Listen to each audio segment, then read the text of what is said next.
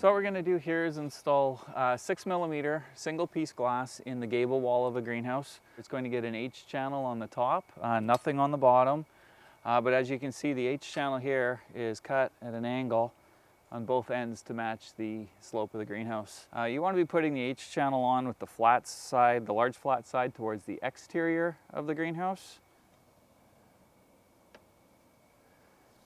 Peel the foam tape, and then you'll see I'm using a pair of suction cups to lift this glass, just a little bit easier to make it, or easier to handle. Get it into position. Lift the top of your glass, tuck it up under the end rafter, and then just let it drop into position on your base. And you want to make sure you're sitting nice and flat across the bottom.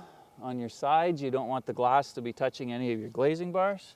And then once you have it in position, just push that H channel up so that it's touching the underside of your end rafter. Just gives you a nice air gap in there, closes it all off.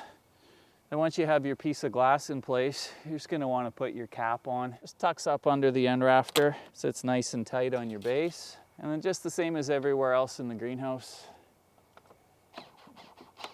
you're going to put that screw in just into the screw spline of the bar.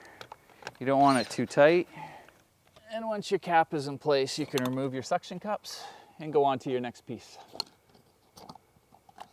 So this is 6mm glass going in beside a door. You'll notice on this, there's no H on the top, there's no H on the bottom. In this case, we're actually showing it going in beside a storefront door.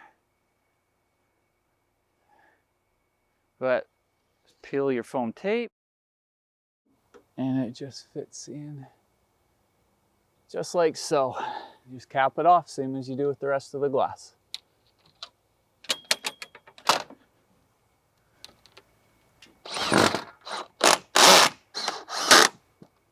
And there's your beside door glass on a 6mm single pane tempered.